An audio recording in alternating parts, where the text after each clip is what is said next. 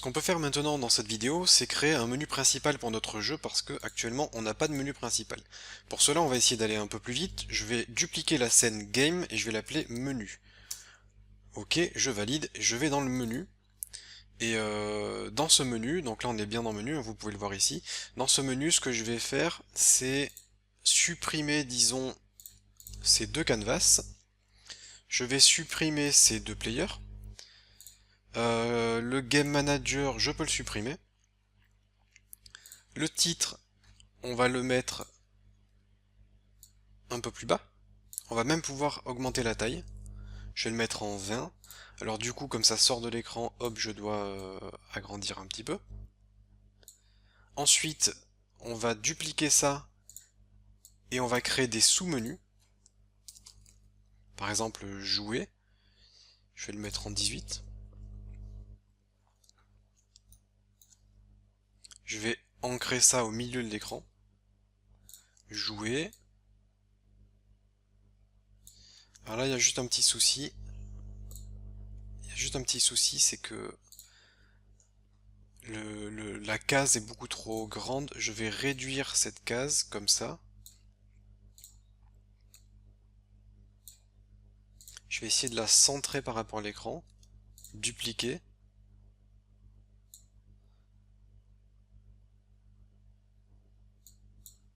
J'essaie de trouver un espacement convenable.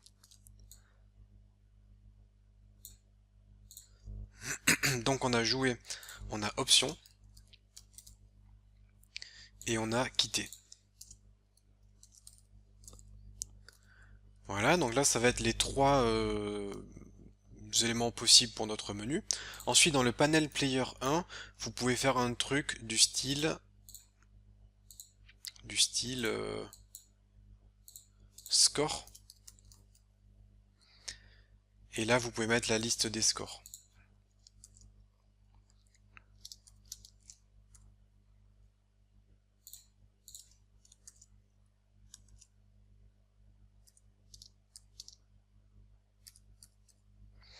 Vous pouvez faire un tableau des high scores si vous le souhaitez. Voilà, donc ça sera une information que vous pouvez afficher.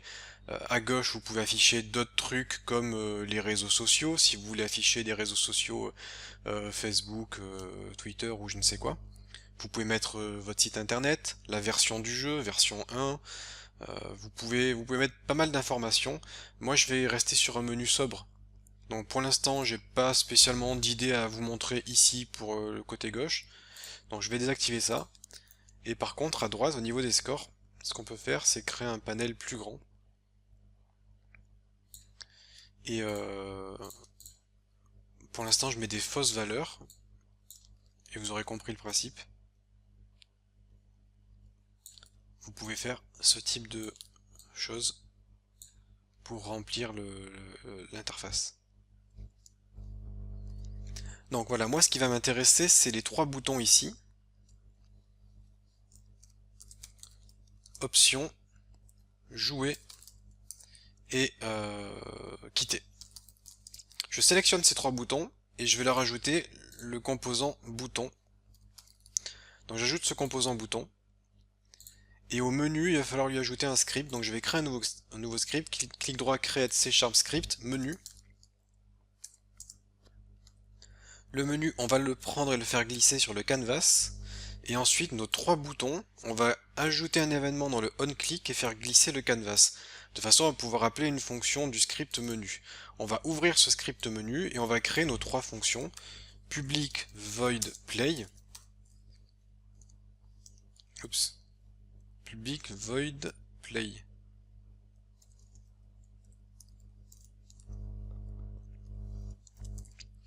Application.loadLevel et on va charger le niveau 1 qui sera le jeu.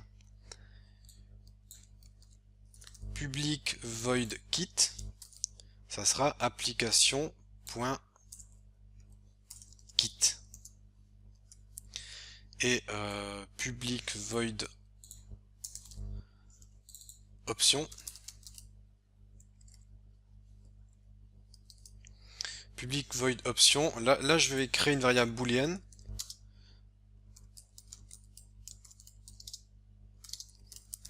avec juste est-ce que le menu option est déjà ouvert, et je vais dire if différent de option open. Je vais faire option open est égal à true, parce qu'on a ouvert le option open. Et ensuite, je vais avoir besoin d'un GameObject option, menu, qui sera public d'ailleurs. Et ce que je vais faire, c'est dire option menu, .setActive true.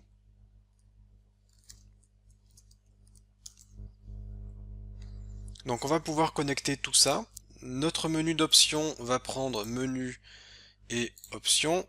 Jouer, ça va prendre la fonction jouer. Et quitter, ça va prendre la fonction quitte. Pensez à aller dans les build settings avec le raccourci clavier CTRL-SHIFT-B. Dans les build settings, vous allez ajouter les deux scènes, parce que maintenant, comme on en a plusieurs scènes, il faut qu'elles soient présentes dans les build settings. Pensez à bien les mettre dans l'ordre, que game soit bien 1, sinon notre load de level 1 ne fonctionnera pas. Voilà, et là on va déjà pouvoir tester ça. Je lance le jeu, je clique sur jouer, et là le jeu se lance. Donc déjà ça fonctionne. Quitter ça fonctionne aussi, mais je peux pas vous le montrer parce que je ne peux pas quitter un jeu qui n'est pas... Enfin, dans Unity on peut pas quitter un jeu, c'est qu'une fois que le jeu est compilé que vous pourrez le faire. En dessous là la zone est un petit peu vide, donc j'aime pas ça, je vais juste ajouter un texte pour remplir la zone.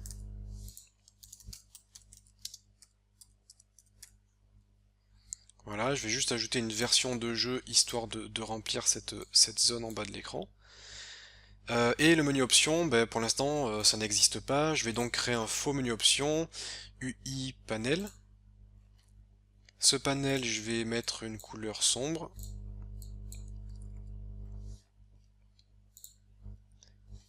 Panel option. Dans ce panel option, je vais mettre un bouton retour. Juste un bouton retour.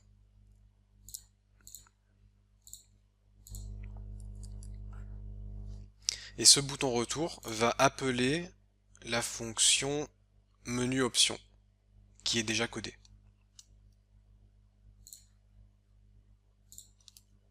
Donc je clique sur mon canvas et je lui spécifie l'objet qui correspond à mon menu option. Et dans mon code option, je vais faire un else. Donc else, ça veut dire si le menu est déjà ouvert, eh bien je vais faire l'inverse. Je vais dire... alors déjà, on peut faire quelque chose de plus propre. On peut dire... option open est égal à true, et là on peut dire option open est égal à false. Et au lieu de mettre un setActive ici, ce qu'on peut faire, c'est faire un setActive de option open, ce qui fait que ça me permet d'écrire une ligne de code en moins en procédant de cette façon. Donc là on devrait être pas mal. Si je lance le jeu,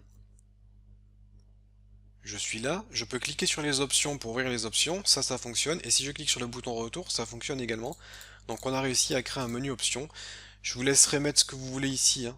Si vous voulez donner la possibilité aux joueurs de modifier le volume du son, le volume de la musique, ou si vous voulez qu'il puisse configurer ses touches de clavier, ou peu importe, je vous laisserai faire un menu options. Quitter, ça fonctionne, et jouer, ça fonctionne. Et tout marche. Alors par contre, dans le jeu, je vais retourner dans le jeu. D'ailleurs non, je vais aller dans le menu et copier le menu option, qui est là. Je vais dans le jeu, je colle le menu option que je mets ici, et je vais l'appeler panel pause. Panel pause sera là. Je vais juste faire un bouton retour au menu. Et je vais mettre un titre qui sera pause. Et je vais le mettre en 24.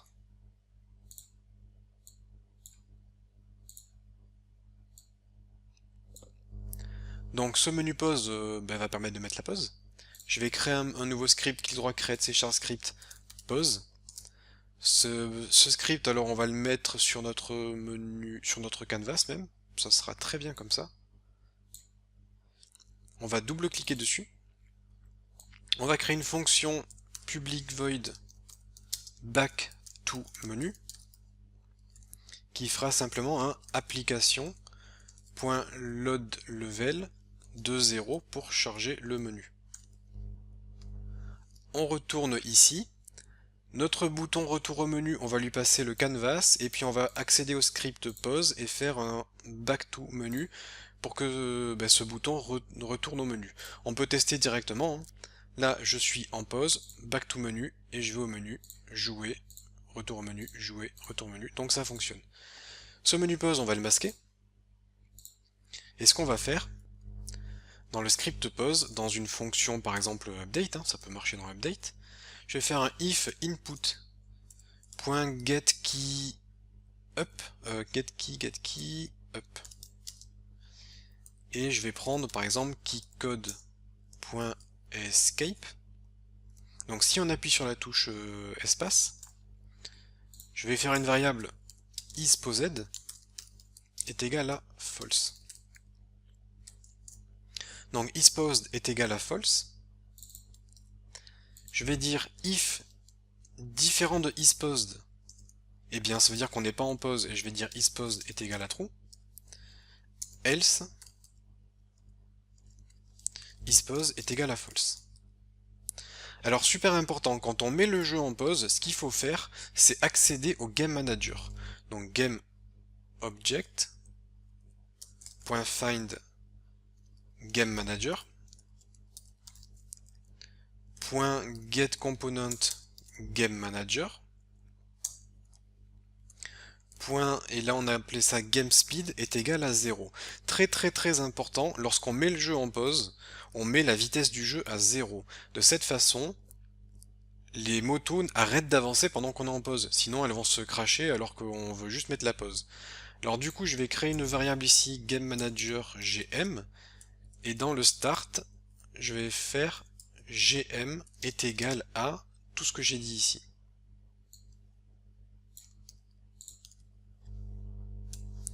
Du coup, je peux simplement faire un gm.gamespeed est égal à 0, et lorsque je relance le jeu, je fais gm.gamespeed est égal à 1 pour remettre l'état du jeu à 1. Si je mets le jeu en pause, eh bien évidemment je vais afficher le menu pause.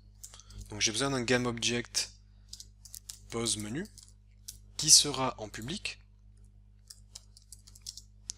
Et ce pause menu, je vais faire un setActive de isPosed. On retourne dans Unity. Mon canvas a besoin de connaître le pause menu. Je lui passe donc le pause menu. Je lance le jeu. Je mets pause. Et là, si vous voulez regarder, les motos sont bien arrêtées derrière. Je fais échappe. Vous voyez, je peux mettre pause, revenir au menu, jouer, mettre pause, revenir au menu, jouer. Et après jouer normalement. Donc on a réussi à mettre en place un menu pause. Et on a réussi à mettre en place le menu principal de notre jeu.